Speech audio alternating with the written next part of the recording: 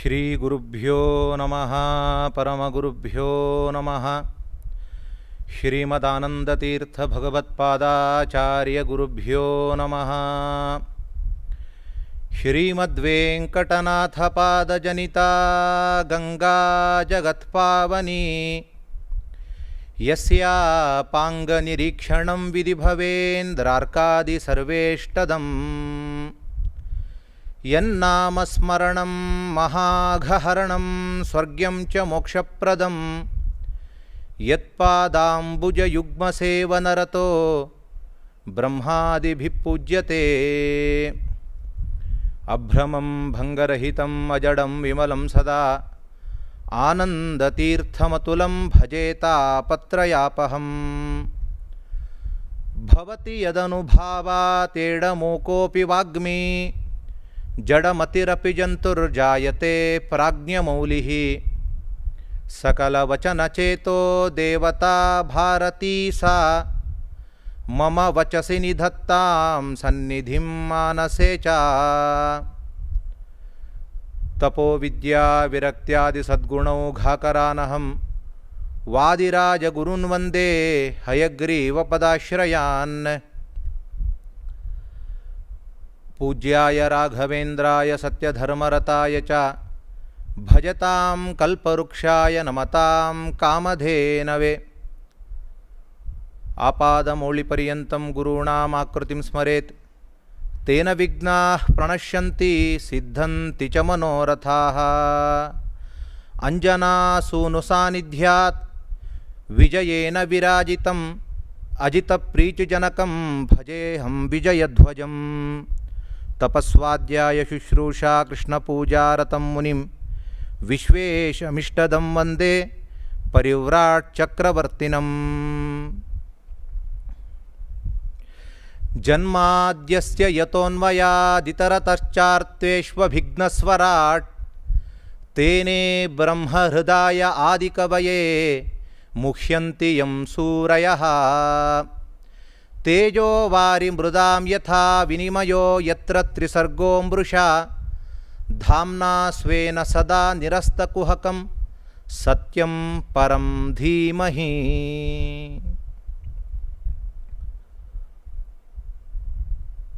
ಗುರುಗಳಿಗೆ ಮಹಾಸ್ವಾಮಿಗಳಾಗಿರುವಂತಹ ನಮ್ಮ ಗುರುಗಳಾದ ವಿಶ್ವೇಶತೀರ್ಥ ಶ್ರೀಪಾದಂಗಳವರಿಗೆ ವಿಜಯಧ್ವಜರ ವ್ಯಾಖ್ಯಾನ, ಆ ವ್ಯಾಖ್ಯಾನೋಪವೇತವಾಗಿರುವಂತಹ ಭಾಗವತದ ವಾಚನ ಪ್ರವಚನ ಅನ್ನೋದು ಬಹಳ ಇಷ್ಟಕರ. ಹಾಗಾಗಿ ವಿಶ್ವೇಶತೀರ್ಥರ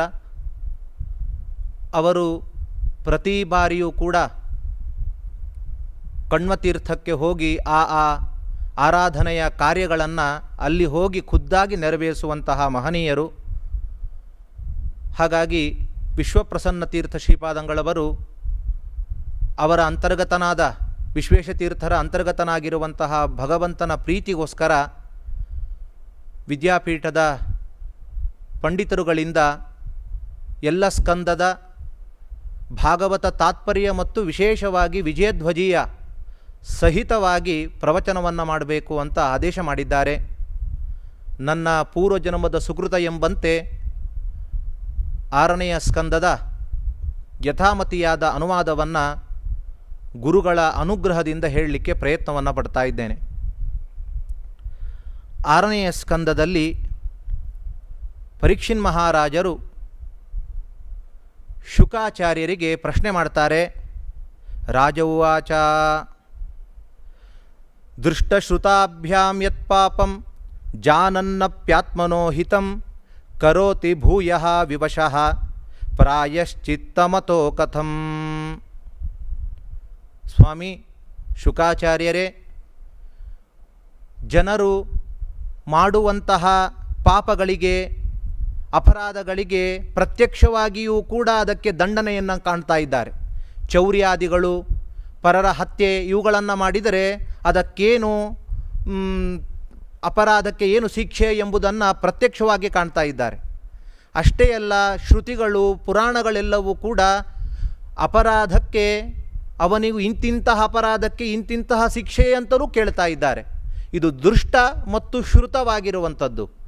ಇಂತಹ ಮಾತುಗಳನ್ನು ಕೇಳಿಯೂ ಕೂಡ ಆತ್ಮನಃ ಅಹಿತಂ, ತನಗೆ ಅತ್ಯಂತ ಅಹಿತವಾಗಿರುವಂತಹ ಆ ನರಕಾದಿಗಳು ಬರ್ತದೆ ಅಂತ ಗೊತ್ತಿದ್ದರೂ ಪುನಃ ಪುನಃ ಅವನು ಪಾಪಾಚರಣೆಯಲ್ಲಿ ತೊಡಗ್ತಾ ಇದ್ದಾನೆ.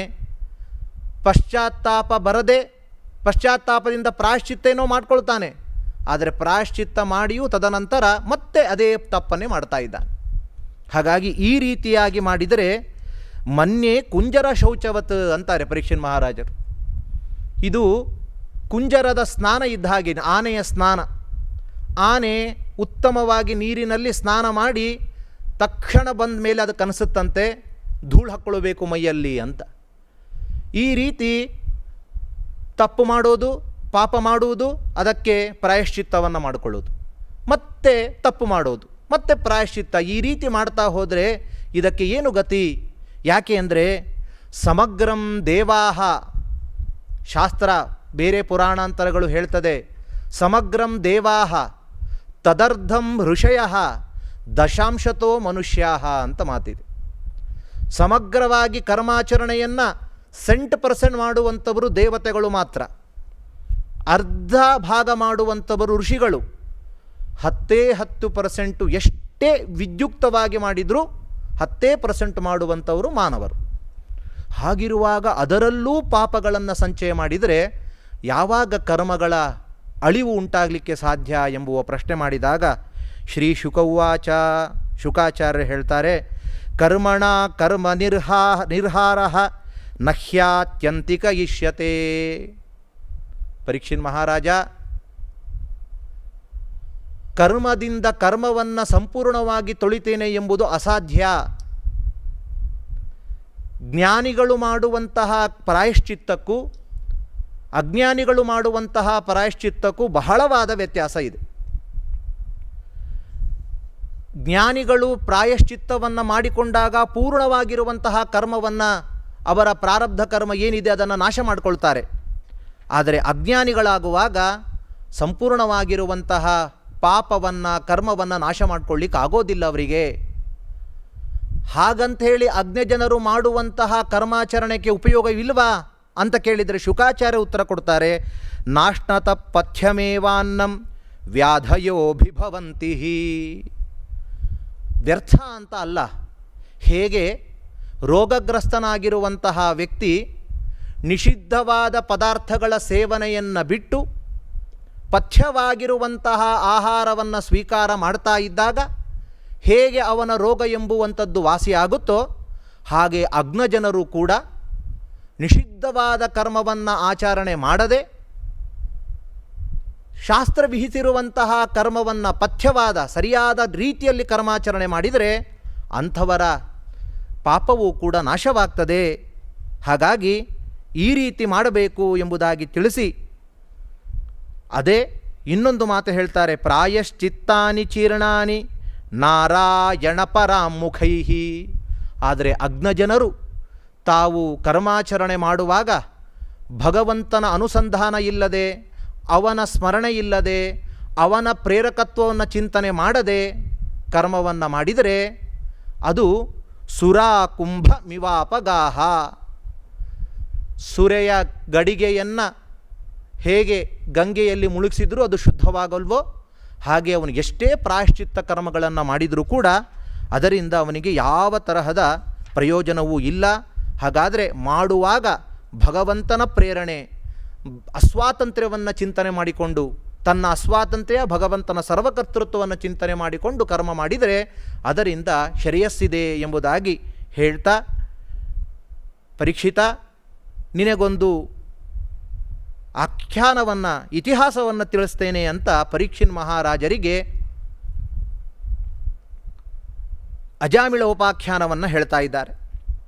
ಕನ್ಯಾ ಕುಬ್ಜೆ ದ್ವಿಜ ಕಶ್ಚಿತ್ ದಾಸಿ ಪತಿ ಅಜಾಮಿಲಃ.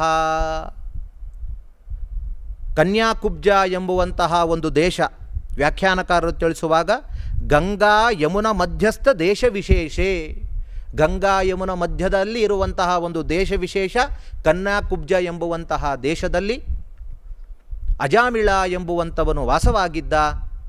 ಅವನು ಸತ್ಕರ್ಮಾನುಷ್ಠಾನ ಮಾಡ್ತಾ ಇದ್ದರೂ ಒಮ್ಮೆ ದಾಸೀ ಸಂಘವನ್ನು ತಾನು ಮಾಡಿದ ಅಂತ ಹೇಳಲಿಕ್ಕೆ ಪ್ರಾರಂಭ ಮಾಡ್ತಾ ಇದ್ದಾರೆ. ಇಲ್ಲಿ ನಮ್ಮ ವಿಜಯಧ್ವಜರು ಅದ್ಭುತವಾದ ರೀತಿಯಲ್ಲಿ ಅಜಾಮಿಲ ಎಂಬುದು ಕೇವಲ ಹೆಸರದು, ಆ ಹೆಸರು ಸುಮ್ಮನೆ ರೂಢಿಯಲ್ಲ, ಯಾಕೆ ಅವನಿಗೆ ಅಜಾಮಿಳ ಅಂತ ಕರೆದಿದ್ದಾರೆ ಎಂಬುದನ್ನು ವ್ಯಾಖ್ಯಾನದಲ್ಲಿ ಬಿಡಿಸ್ತಾ ಇದ್ದಾರೆ. ಅಜಯ ಪ್ರಕೃತಿಯ ಜ್ಞಾನಸ್ಯ ಮೀಲಃ ಮೀಲನಂ ತಿರೋಭಾವ.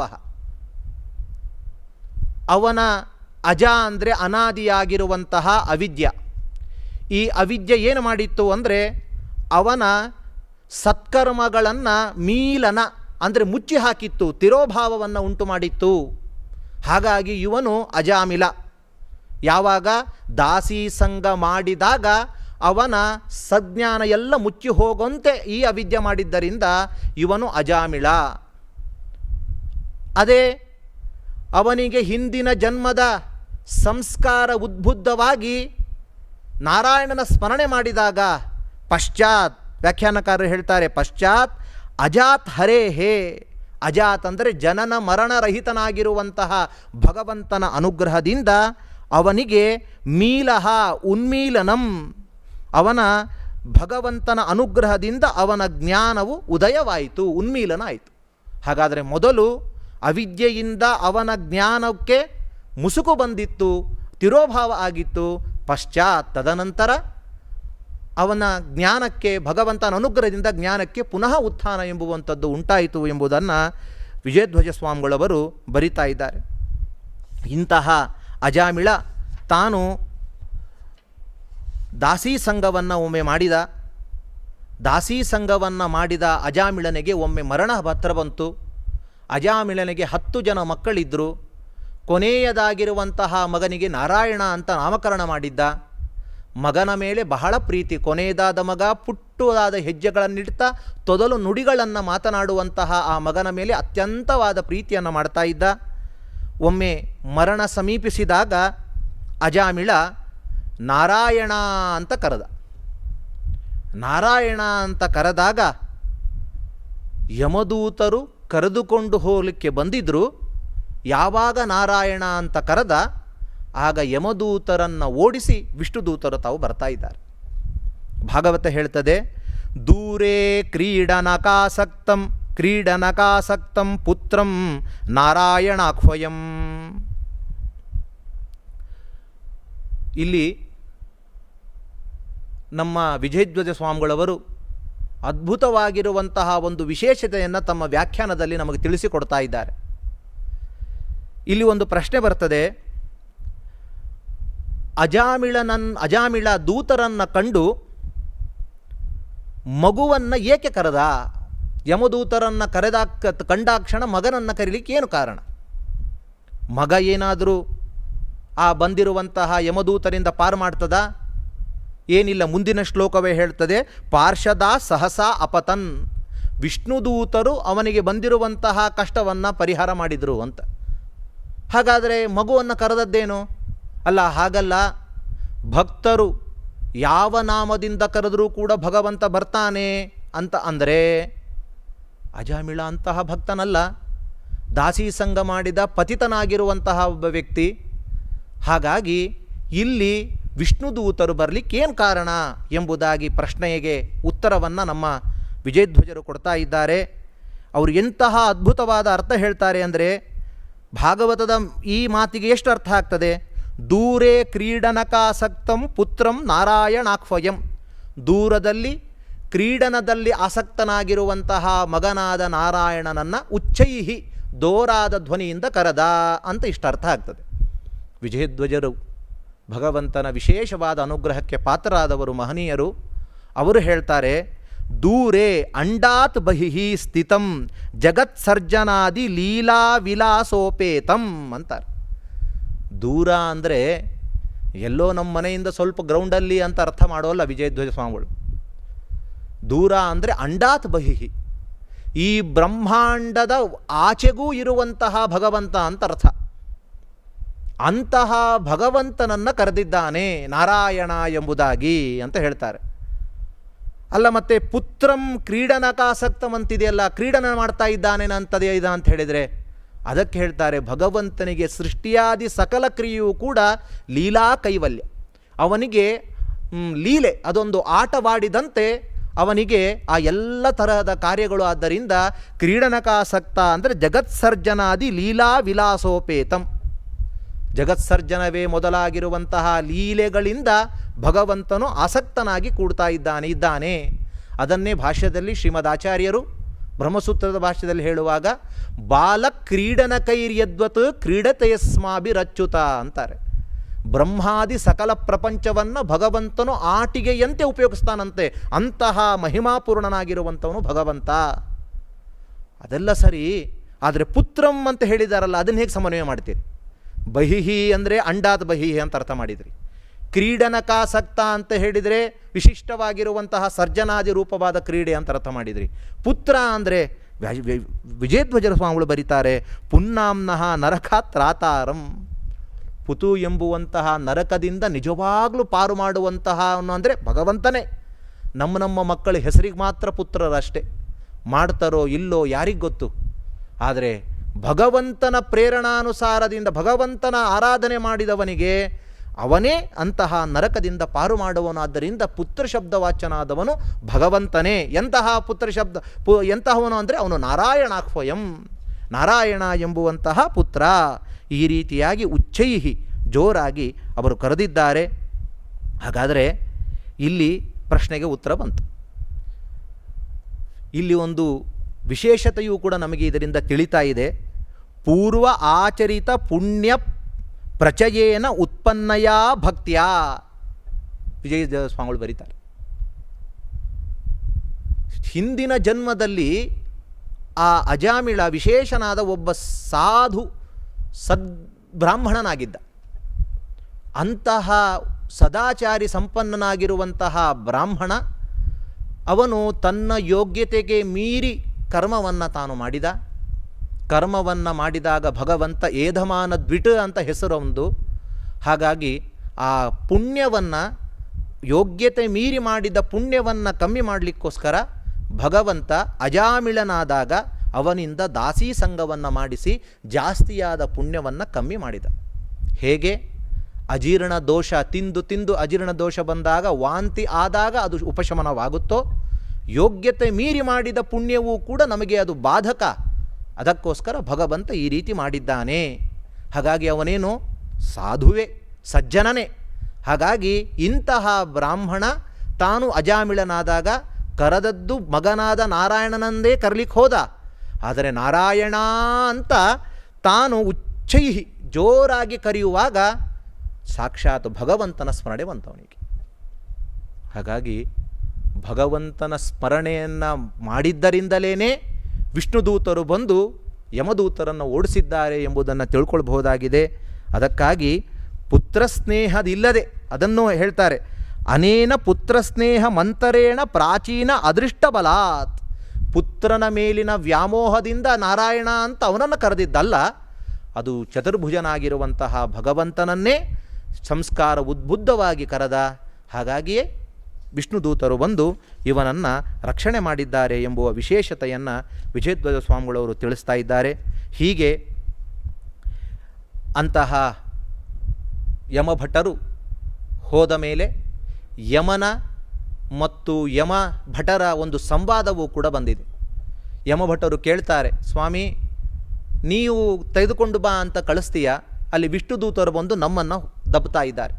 ಹಾಗಾದರೆ ಯಾರನ್ನು ನಾವು ಕರ್ಕೊಂಡು ಬರಬೇಕು ಏನು ಅಂತ ಒಂದು ರೂಲ್ಸ್ ಮಾಡಿಬಿಡು ಅಂತ ಹೇಳ್ತಾರೆ. ಜಿಹ್ವಾನ ವಕ್ತಿ ಭಗವದ್ಗುಣನಾಮಧೇಯಂ ಚೇತಶ್ಚ ನ ಸ್ಮರತಿ ಯಚ್ಚರಣಾರವಿಂದಂ ಕೃಷ್ಣಾಯ ನೋ ನಮತಿ ಯಚ್ಛಿರ ಏಕದಾಪಿ ತಾನಾನ ಯಧ್ವಮಸತೋ ಕೃತ ವಿಷ್ಣು ಕೃತ್ಯಾನ್. ಯಾರ ತಲೆ ಈವರೆಗೂ ಭಗವಂತನ ಪಾದಕಮಲಗಳಿಗೆ ನಮಸ್ಕಾರ ಮಾಡಿಲ್ಲ, ಯಾರ ಮನಸ್ಸು ಭಗವಂತನ ರೂಪವನ್ನು ಚಿಂತನೆ ಮಾಡಿಲ್ಲ, ಯಾರ ಕಣ್ಣು ಭಗವಂತನ ಮಂದಿರಕ್ಕೆ ಭಗವಂತನ ಮೂರ್ತಿಯನ್ನು ನೋಡಿಲ್ಲ, ಅಂತಹ ಎಲ್ಲರನ್ನೂ ಕೂಡ ಎಳ್ಕೊಂಡು ಬನ್ನಿ. ಹಾಗಾದರೆ ಯಾರನ್ನು ಕರ್ಕೊಂಡು ಬರಬಾರ್ದು ಅಂದರೆ, ಕಮಲನಯನ ವಾಸುದೇವ ವಿಷ್ಣು ಧರಣೀಧರಾಚ್ಯುತ ಶಂಖಚಕ್ರಪಾಣೆ. ಕಮಲನಯನ ವಾಸುದೇವ ವಿಷ್ಣು ಧರಣೀಧರ ಶಂಖಚಕ್ರಪಾಣಿ ಅಂತ ಯಾರು ಹೇಳ್ತಾರೋ ತ್ಯಜ ಭಟ ದೂರ ತರೇಣ ತಾನ್ ಅಪಾಪಾನ್ ಅಂತದೆ. ಎಂತಹ ಅದ್ಭುತ ಮಾತು. ಹೇಗೆ ಇಂಗ್ಲೀಷಲ್ಲಿ ಗುಡ್ ಬೆಟರ್ ಬೆಸ್ಟು ಅಂತಿದೆಯೋ, ನಮ್ಮ ಸಂಸ್ಕೃತದಲ್ಲೂ ಕೂಡ ದೂರ ದೂರತರ ದೂರತಮ ಅಂತಿದೆ. ದೂರ ಅಂದರೆ ಸ್ವಲ್ಪ ದೂರ, ದೂರತರ ಅಂದರೆ ಅವನ ಏರಿಯಾಕ್ಕೂ ಹೋಗಬೇಡ ಅಂತ ಅರ್ಥ. ಹಾಗಾದರೆ ಯಾರು ಈ ರೀತಿ ಸ್ಮರಣೆ ಮಾಡ್ತಾ ಇದ್ದಾರೆ ಯಮಭಟರೇ, ಅವರನ್ನು ದೂರತರ ಅವರ ಏರಿಯಾಕ್ಕೆ ಹೋಗದೆ ಬಿಟ್ಬಿಡಿ ಅವರನ್ನು ಅಂತ ಹೇಳಿದ್ದಾರೆ. ಹಾಗಾಗಿ ಈ ರೀತಿಯಾಗಿರುವಂತಹ ಒಂದು ಸೂಚನೆಯನ್ನು ಯಮಭಟರಿಗೆ ಕೊಟ್ಟಿದ್ದಾನೆ. ತದನಂತರ ಶುಕಮುನಿಗಳು ಪರೀಕ್ಷನ್ ಮಹಾರಾಜರಿಗೆ ಹೇಳುವಾಗ ಸಾಂಕೇತ್ಯಂ ಪಾರಿಹಾಸ್ಯಂ ವ ಸ್ತೋಭಂ ಹೇಲನಮೇವ ವಾ ವೈಕುಂಠನಾಮಗ್ರಹಣಂ ಅಶೇಷಾಗಹರಂ ವಿದುಹು. ಹಾಗಾಗಿ ಈ ಒಂದು ಇತಿಹಾಸದಿಂದ ನಾವೇನು ತಿಳ್ಕೊಳ್ಬಹುದು ಅಂದರೆ, ಭಗವಂತನ ನಾಮವನ್ನು ಸಾಂಕೇತ್ಯವಾಗಿ ಹೆಸರು ಕರೆದಾಗ ಹೇಗೆ ಯಾವುದೋ ಒಬ್ಬ ನಾರಾಯಣ ಅಂತ ಹೆಸರಿದೆ, ಆ ರೀತಿ ನಾರಾಯಣ ಅಂತ ಕರೆದ್ರೂ ಸಾಕು. ಅಥವಾ ಪಾರಿಹಾಸ್ಯಂ, ಹಾಸ್ಯದ ಸಂದರ್ಭ, ಒಬ್ಬನಿಗೆ ನಾರಾಯಣ ಅಂತ ಹೆಸರಿದೆ, ಹಾಸ್ಯಕ್ಕೋಸ್ಕರ ಓ ಕ್ಷೀರ ಸಮುದ್ರಶಾಹಿಯಾದ ನಾರಾಯಣನ ಬಾಪ ಅಂತ ಹೀಗೆ ಹಾಸ್ಯಕ್ಕಾಗಿ ನಾರಾಯಣ ಸ್ಮರಣೆ ಮಾಡಿದರು.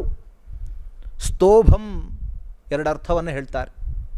ಸ್ತೋಭ ಅಂದರೆ ಸ್ತೋಭಾಕ್ಷರ ಅಂತ ಒಂದು ತಗೊಳ್ಬಹುದು. ಸ್ತೋಭಾಕ್ಷರ ಅಂದರೆ ಉದಾಹರಣೆಗೆ ಜಯತಿ ತೇಧಿಕಂ ಜನ್ಮನಾವ್ರಜ ಕೃಷ್ಣ ಶಯತ ಇಂದಿರಾ ಕೃಷ್ಣ ಸಾಧು ತತ್ರ ಹಿ ಕೃಷ್ಣ ಜಯತಿ ದೃಶ್ಯತಾಂ ಕೃಷ್ಣ ತ್ವಾಂ ದಿದೃಕ್ಷ್ಯತಾಂ ಕೃಷ್ಣ. ಹೀಗೆ ಹೇಳುವಂತಹ ಹಾಡಿನಲ್ಲಿ, ಹೇಳುವಂತಹ ಸ್ತೋತ್ರದಲ್ಲಿ ಸ್ತೋಭಾಕ್ಷರವಾಗಿ ಮಧ್ಯ ಮಧ್ಯದಲ್ಲಿ ಕೃಷ್ಣ ಕೃಷ್ಣ ಅಂತ ಸೇರಿಸಿ ಹೇಳುವಂತಹ ಮಾತು ಕೂಡ ಪಾಪಹರವಾಗ್ತದೆ. ವಿಜಯಧ್ವಜ ಸ್ವಾಮಿಗಳು ಹೇಳ್ತಾರೆ, ಸ್ತೋಭ ಎಂಬ ಶಬ್ದಕ್ಕೆ ಹೇಳುವಾಗ ಕೋಪಜನನಾಯ ನರ್ಮವಚನಂ ಸ್ತೋಭ ಅಂತ ಇನ್ನೊಂದು ಅರ್ಥ ಹೇಳ್ತಾರೆ. ಇನ್ನೊಬ್ಬರಿಗೆ ಕೋಪವನ್ನು ಉಂಟು ಮಾಡಲಿಕ್ಕಾಗಿ ಹಾಸ್ಯದ ಮಾತನ್ನು ಹೇಳುವಂಥದ್ದು ಸ್ತೋಭ. ಅದಕ್ಕೆ ಎಷ್ಟು ಚೆನ್ನಾಗಿ ಉದಾಹರಣೆ ಕೊಡ್ತಾರೆ ಅಂದರೆ, ಮಧುಮಕ್ಷಿಕಾಸೂದನ ಅಸಮರ್ಥ ತ್ವಂ ಕಿಂ ಮಧುಸೂದಿತವಾನ್. ನಿನಗೆ ಜೇನುನೊಣವನ್ನು ಕೊಲ್ಲುವಂತಹ ಸಾಮರ್ಥ್ಯ ಇಲ್ಲ, ಅಂತಹ ಅಸಮರ್ಥನಾದ ನೀನು ಮಧುನಾಮಕ ಸೂದನನಾದ ಮಧುಸೂದನ ಏನು ನೀನು ಅಂತ ಈ ರೀತಿ ಹೇಳುವಂತಹ ಮಾತುಗಳಲ್ಲಿ ಮಧುಸೂದನ ಅಂತ ಸೇರಿದೆಯೋ ಇಲ್ಲೋ ಅದು ಅಗಹರ ಆಗಿದೆ. ಮತ್ತು ಹೇಲನ, ಹೇಲನ ಎಂಬುದಕ್ಕೆ ಒಂದು ಅವಮಾನ, ತಿರಸ್ಕಾರ ಮಾಡುವಂತಹ ಬುದ್ಧಿಯಿಂದ. ಅದನ್ನು ವಿಜಯಧ್ವಜ ಸ್ವಾಮಿಗಳು ನಮ್ಮ ಶ್ರೀಮದ್ ಆಚಾರ್ಯರ ಒಂದು ಮಾತನ್ನೇ ಹೇಳ್ತಾ ಇದ್ದಾರೆ. ನಾರಾಯಣೋ ಅಯಂ ಇತಿ ಅನ್ಯ ಹೇಲನ ವಿಷಯತ್ವೇನ ಉಕ್ತಂ ಅಘಹರಂ.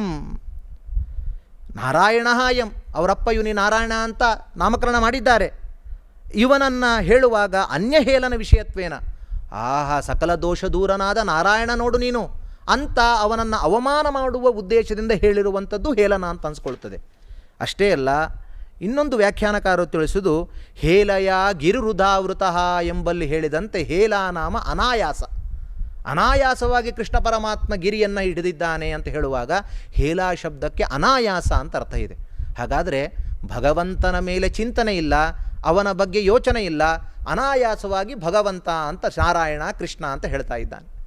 ಇಂತಹ ಸಂದರ್ಭದಲ್ಲಿ ವೈಕುಂಠನ ನಾಮವನ್ನು ಹೇಳುವವರ ಸಕಲ ವಿಧವಾಗಿರುವಂತಹ ಪಾಪಗಳು ಕೂಡ ದೂರವಾಗ್ತದೆ ಅಂತ ತಿಳಿಸ್ತಾ ಇದ್ದಾರೆ. ಇಲ್ಲಿ ಪ್ರಶ್ನೆ ಬರ್ತದೆ,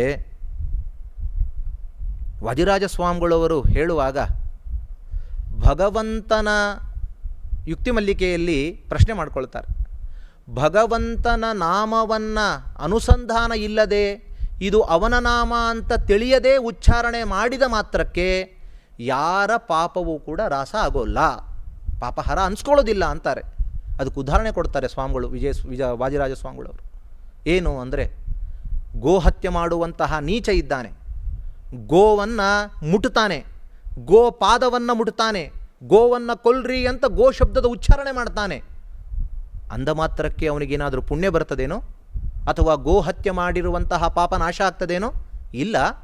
ಹಾಗಾಗಿ ತಿಳಿದು ಅನುಸಂಧಾನ ಪೂರ್ವಕವಾಗಿ ಹೇಳಿರುವಂತಹ ಕರ್ಮವು ಮಾತ್ರ ಅದು ಪಾಪನಾಶಕ ಎಂಬುದಾಗಿ ಹೇಳಿದ್ದಾರೆ.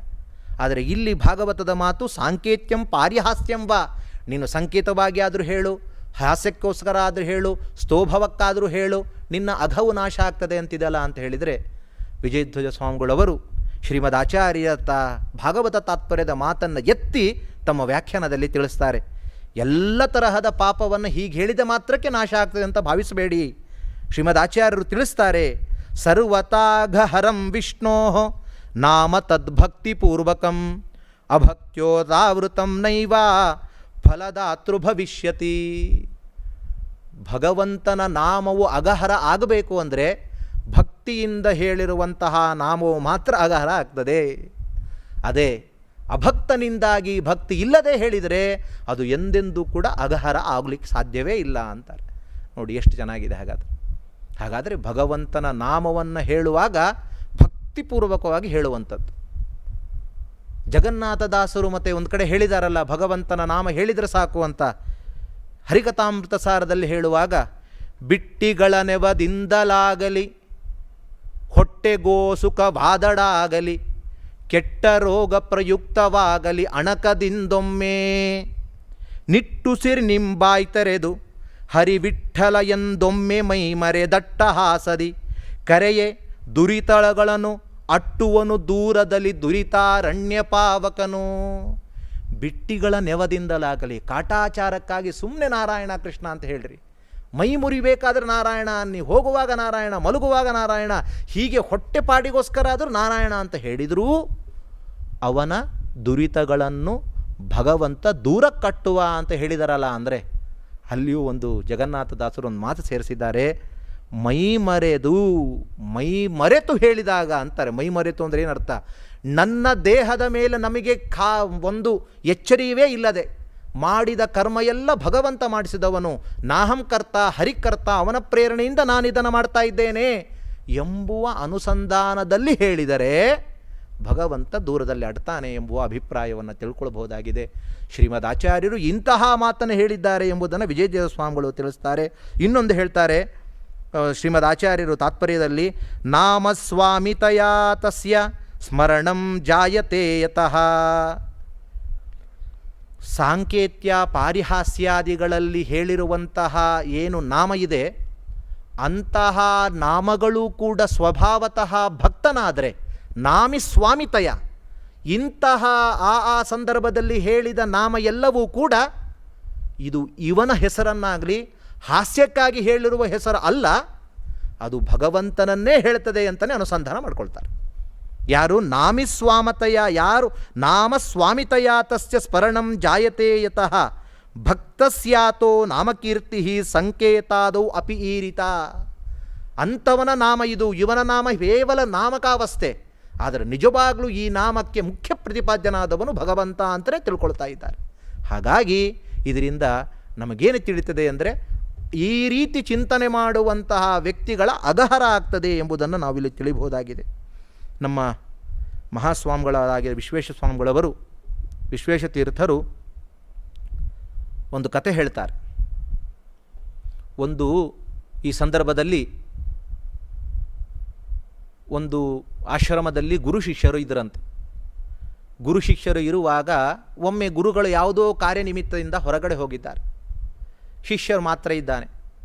ಒಬ್ಬರು ಮಾಡಿರುವಂತಹ ತಪ್ಪಿಗೆ ಪ್ರಾಯಶ್ಚಿತ್ತವನ್ನು ಕೇಳ್ಕೊಳ್ಬೇಕು ಅಂತ ಗುರುಗಳ ಹತ್ರ ಆಶ್ರಮಕ್ಕೆ ಬಂದರು. ಸ್ವಾಮಿ, ಈ ಥರ ತಪ್ಪು ಮಾಡಿದ್ದೇವೆ, ಏನು ಪರಿಹಾರ? ಗುರುಗಳಿರಲಿಲ್ಲ. ಶಿಷ್ಯ ತಾನೇ ಒಂದು ಪರಿಹಾರ ಕೊಟ್ಟನಂತೆ. ಈ ಥರ ತಪ್ಪು ಮಾಡಿದ್ದಿ, 3 ಬಾರಿ ಹರಿನಾಮ ಸ್ಮರಣೆ ಮಾಡು ನೀನು ಅಂತ. ಆಯಿತು ಅಂತ ಹೋದ. ಗುರುಗಳು ಸ್ವಲ್ಪ ಹೊತ್ತಾದಮೇಲೆ ಬಂದ್ರಂತೆ. ಗುರುಗಳೇ, ಈ ರೀತಿ ಒಬ್ಬ ಬಂದಿದ್ದ, ಪರಿಹಾರಕ್ಕಾಗಿ ಹರಿನಾಮ ಸ್ಮರಣೆಯನ್ನು ಹೇಳಿದ್ದೇನೆ ಅಂತ ಹೇಳ್ದ. ಗುರುಗಳು ಹೇಳ್ತಾರೆ, ಎಂಥ ಅಪರಾಧ ಮಾಡಿದಿ ನೀನು, 3 ಬಾರಿ ಹರಿನಾಮ ಸ್ಮರಣೆಯನ್ನು ಹೇಳಿಬಿಟ್ಟಿದ್ದಿ, ಎಂಥ ಅಪರಾಧ ಮಾಡಿದಿ? ಶಿಷ್ಯ ಚಕಿತನಾಗಿ ಕೇಳ್ತಾನೆ, ಸ್ವಾಮಿ, ಹರಿನಾಮ ಸ್ಮರಣೆ ಹೇಳಿದ್ದು ತಪ್ಪಾಯ್ತಾ ಅಂತ ಕೇಳಿದರೆ ಗುರುಗಳು ಹೇಳ್ತಾರೆ, ಹರಿನಾಮ ಸ್ಮರಣೆ ಒಮ್ಮೆ ಹೇಳಿದರೂ ಸಾಕು, ಎಲ್ಲ ಪಾಪ ದೂರ ಆಗುವಾಗ 3 ಬಾರಿ ಹರಿನಾಮ ಸ್ಮರಣೆ ಮಾಡು ಅಂತ ಹೇಳಿದೆಯಲ್ಲ, ಯಾಕೆ ಅಂತ ಆ ಅಭಿಪ್ರಾಯದಲ್ಲಿ ಕೇಳ್ತಾ ಇದ್ದಾರೆ. ಆದರೆ ಹಾಗಾಗಿ ಒಂದೇ ಒಂದು ಬಾರಿ ಭಕ್ತಿಯಿಂದ ಹರಿನಾಮ ಸ್ಮರಣೆ ಮಾಡಿದರೆ ಸಾಕು. ಶ್ರೀಮದಾಚಾರ್ಯರು ಹೇಳ್ತಾರೆ ಪುರಾಣಾಂತರದಲ್ಲಿ, ಹರಿರ್ನಾಮ್ನಶ್ಚ ಯಾಶಕ್ತಿ ಪಾಪ ನಿರ್ಹರಣೆ ದ್ವಿಜ ತಾವತ್ ಕರ್ತುಂ ಸಮರ್ಥೋನ ಪಾತಕಿ ಪಾತಕಂ ಜನಃ. ಎಷ್ಟು ತರಹದ ಪಾಪಗಳನ್ನು ಸುಡುವಂತಹ ಶಕ್ತಿ ಭಗವಂತನ ನಾಮಕ್ಕಿದೆ, ಅಷ್ಟು ಎಷ್ಟು ತರಹದ ಪಾಪಗಳನ್ನು ಒಬ್ಬ ಮನುಷ್ಯ ತನ್ನ ಜನ್ಮದಲ್ಲಿ ಮಾಡಲಾರ. ಅಂತಹ ನಾಮಗಳು ಭಗವಂತನು ಅನೇಕ ತರಹದ ನಾಮಗಳು ಅವುಗಳನ್ನು ಸುಡುತ್ತದೆ ಎಂಬುದನ್ನು ತಿಳ್ಕೊಳ್ಬೋದು. ಕೊನೆಯದಾಗಿ ಆ ಒಂದೇ ಶ್ಲೋಕದಲ್ಲಿ ವಿಜಯಧ್ವಜ ಸ್ವಾಮಿಗಳವರು ಎಷ್ಟು ಚೆನ್ನಾಗಿ ಹೇಳ್ತಾರೆ. ಅಲ್ಲ, ಇಲ್ಲಿ ತಿಳಿದೇ ಹೇಳಬೇಕು, ಭಕ್ತಿಪೂರ್ವಕವಾಗಿ ಹೇಳಬೇಕು ಎಂಬುದು ಆಚಾರ್ಯರ ಮಾತಾಯಿತು. ಭಾಗವತದಲ್ಲಿ ಆ ಥರದ್ದೇನಾದರೂ ಒಂದು ಸೂಚನೆ ಇದೆನಾ ಅಂತ ಕೇಳಿದರೆ ವಿಜಯಧ್ವಜರು ಹೇಳ್ತಾರೆ ಇದೆ ಅಂತಾರೆ. ಯಾಕೆ? ವಿದುಹು ಎಂಬುದಾಗಿ ಭಾಗವತದ ಶ್ಲೋಕದಲ್ಲಿ ಪ್ರಯೋಗ ಮಾಡಿದ್ದಾರೆ. ವಿದುಹು ಅಂತ ಹೇಳಿದ್ರೆ ಏನರ್ಥ? ವಿದಜ್ಞಾನೆ ಅಂತ ರೂಟ್ ಅದರದ್ದು. ಹಾಗಾದರೆ ಅದನ್ನು ಬರೀತಾರೆ, ಸ್ಮರಣಂಚ ಜ್ಞಾನಪೂರ್ವಕಂ ಅಪೇಕ್ಷಿತಂ ಮಿತ್ಯತಃ ವಿದುರಿತಿ. ಹಾಗಾದರೆ ಜ್ಞಾನಪೂರ್ವಕವಾಗಿ ಅನುಸಂಧಾನಪೂರ್ವಕವಾಗಿ ಮಾಡುವಂತಹ ಹರಿನಾಮ ಸ್ಮರಣೆಯೇ ಪಾಪ ಪರಿಹಾರಕವಾಗಿದೆ ಎಂಬುದನ್ನು ತಿಳಿಸೋದಕ್ಕೋಸ್ಕರ ವಿದುಹು ಎಂಬುದಾಗಿ ಹೇಳಿದ್ದಾರೆ ಅಂತ ಹೀಗೆ ಅದನ್ನು ತಿಳಿಸ್ತಾ ಇದ್ದಾರೆ. ಮುಂದೆ ಅಂತಹ ಅಜಾಮಿಳ ತಾನು ಇದನ್ನು ಪ್ರತ್ಯಕ್ಷವಾಗಿ ಕಂಡಿದ್ದಲ್ಲ, ಎಚ್ಚೆತ್ತು ನೋಡ್ತಾನೆ, ಈ ರೀತಿಯಾಗಿ ಅವನಿಗೆ ಕಂಡಿತ್ತು ಅಷ್ಟೇ. ಆಗ ಇದು ನನಗೊಂದು ಪಾಠ ಅಂತ ಅಂದ್ಕೊಂಡ. ನಾನು ನಾರಾಯಣ ಅಂತ ಹೇಳಿದಾಗ ವಿಷ್ಣುದೂತರು ಬಂದರು, ಯಮದೂತರು ಓಡಿದರು. ಹಾಗಾಗಿ ಇದೊಂದು ನನಗೆ ಪಾಠ ಅಂತ ಹೇಳಿ ಹರಿದ್ವಾರ ಕ್ಷೇತ್ರದಲ್ಲಿ ತಪಸ್ಸನ್ನು ಮಾಡುವ ಮೂಲಕ ಭಗವಂತ ತ್ರಿವಿಕ್ರಮ ರೂಪಿಯ ಭಗವಂತನ ಚಿಂತನೆಯನ್ನು ಮಾಡುವ ಮೂಲಕ ಅವನು ಸದ್ಗತಿಯನ್ನು ಹೊಂದ್ತಾ ಇದ್ದಾನೆ. ಇದು ಹರಿನಾಮ ಸ್ಮರಣದ ಮಹಿಮೆ ಅಂತ ತಿಳಿಸ್ತಿದ್ದಾರೆ. ಮುಂದೆ ಪ್ರಾಚೀನ ಬರಿಹಿಯ ಮಕ್ಕಳು ಪ್ರಚೇತಸರು, ಅವರು ಸಮುದ್ರದ ಅಡಿಯಲ್ಲಿ ತಪಸ್ಸು ಮಾಡ್ತಾ ಅನೇಕ ವರ್ಷಗಳಾದ ಮೇಲೆ ಬಂದಿದ್ದಾರೆ. ಬಂದಾಗ ಎಲ್ಲ ಕಡೆ ಭೂಮಿಯಲ್ಲಿ ನಾನಾ ಥರದ ವೃಕ್ಷಗಳು ಬೆಳೆದಿತ್ತು. ಅದನ್ನು ತಮ್ಮ ಕೋಪದ ತಪಸ್ಸಿನ ಪ್ರಭಾವದಿಂದ ಸುಡ್ಲಿಕ್ಕೆ ಹೋದಾಗ ಚಂದ್ರ ಬಂದು ಇದನ್ನು ಸುಡಬಾರದು, ಪ್ರಕೃತಿ ಇರುವುದರಿಂದ ನಾವು ಬದುಕಿದ್ದೇವೆ, ಪ್ರಕೃತಿ ಎಂಬುವಂಥದ್ದು ನಮ್ಮ ರಕ್ಷಕವಾಗಿರುವಂಥದ್ದು ಅಂತ ಹೇಳಿದಾಗ ಅದನ್ನು ನಿಲ್ಲಿಸ್ತಾರೆ. ಆಗ ಚಂದ್ರ ಅವರಿಗೆ ಮಾರೀಷ ಎಂಬುವಂತಹ ಕನ್ಯೆಯನ್ನು ಕೊಡ್ತಾನೆ. ಅಂತಹ ಮಾರೀಷ ಎಂಬುವಂತಹ ಕನ್ಯೆಯಲ್ಲಿಯೇ ಹುಟ್ಟಿದವನು ದಕ್ಷ ಪ್ರಜಾಪತಿ. ನೋಡಿ, ದಕ್ಷನಿಗೆ ಮತ್ತೊಮ್ಮೆ ಹುಟ್ಟು ಬಂತು. ಯಾಕೆ ಅಂದರೆ ವ್ಯಾಖ್ಯಾನಕಾರರು ತಿಳಿಸ್ತಾರೆ, ಹಿಂದೆ ದಕ್ಷನು ಬ್ರಹ್ಮದೇವರ ಅಂಗುಷ್ಟದಿಂದ ಹುಟ್ಟಿದವ, ಆದರೆ ಈಗ ಹುಟ್ಟುವಾಗ ಮಾನವ ಯೋನಿಯಲ್ಲಿ ಹುಟ್ಟುತ್ತಾ ಇದ್ದಾರೆ, ಮನುಷ್ಯನಿಂದ ಹುಟ್ಟುತ್ತಾ ಇದ್ದಾರೆ. ಯಾಕೆ ಅಂದರೆ ನಮ್ಮ ರುದ್ರದೇವರ ಸೋತ್ತಮರ ಅವಮಾನವನ್ನು ಮಾಡಿದ ಫಲವಾಗಿ ಇವಾಗ ಆ ಯೋನಿಯಲ್ಲಿ ಹುಟ್ಟಿದ್ದಾರೆ ಎಂಬುದನ್ನು ಇಲ್ಲೊಂದು ವಿಶೇಷತೆಯನ್ನು ತಿಳಿಸಿದ್ದಾರೆ. ಅಂತಹ ದಕ್ಷ ತನ್ನ ವಂಶಾಭಿವೃದ್ಧಿ ಆಗಲಿಕ್ಕೋಸ್ಕರ ಹಂಸಗುಹ್ಯ ಮಂತ್ರಗಳಿಂದ ಭಗವಂತನ ಸ್ತೋತ್ರ ಮಾಡ್ತಾ ಇದ್ದಾನೆ. ಅಲ್ಲಿ ಒಂದು ಸ್ತೋತ್ರ, ದೇಹೋಸವೋಕ್ಷ ಮನಸಃ ಭೂತಮಾತ್ರ ನಾತ್ಮಾನಮನ್ಯಂ ಚ ವಿದುಪ್ಪರಂ ಯತ್ ಸರ್ವಂ ಪುಮಾನ್ ವೇದ ಗುಣಾಂಶ್ಚ ತಜ್ಞಃ ನ ವೇದ ಸರ್ವಜ್ಞಮನಂತಮೀಡೇ. ಅಲ್ಲಿ ಒಂದು ಸ್ತೋತ್ರ ಏನು ಅಂದರೆ, ದೇಹ ಅಭಿಮಾನಿನಿಗಳು, ಪ್ರಾಣಾಭಿಮಾನಿನಿಗಳು, ಇಂದ್ರಿಯಾಭಿಮಾನಿನಿಗಳು, ಮನಸ್ಸಿನ ಅಭಿಮಾನಿನಿಗಳು, ಭೂತಾಭಿಮಾನಿನಿಗಳು, ತನ್ಮಾತ್ರಾಭಿಮಾನಿಗಳು, ಇವರೆಲ್ಲರೂ ಕೂಡ ಆತ್ಮಾನಂ ನಮನ್ಯಂ, ತಮ್ಮನ್ನು ತಾವೇ ತಿಳ್ಕೊಳ್ಳಿಲ್ಲ, ಆತ್ಮಾನಂ ಅನ್ಯಂಚ ನ ವಿದುಹು, ತನ್ನನ್ನು ತಿಳ್ಕೊಂಡಿಲ್ಲ, ಹಾಗೆ ಅನ್ಯವಾದದ್ದನ್ನು ತಿಳ್ಕೊಂಡಿಲ್ಲ. ಅಂದ ಮೇಲೆ ಭಗವಂತನನ್ನು ತಿಳಿಲಿಕ್ಕೆ ಹೇಗೆ ಸಾಧ್ಯ?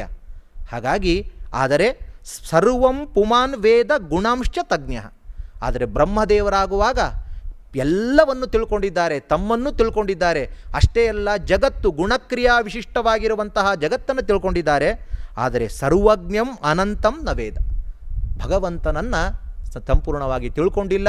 ಅಂತಹ ಯಾರ ವಚನಕ್ಕೂ ಅಗೋಚರನಾಗಿರುವಂತಹ ಭಗವಂತನೇ ನಿನಗೆ ಸ್ತೋತ್ರ ಮಾಡ್ತೇನೆ ಅಂತ ಹೇಳಿದ್ದಾರೆ.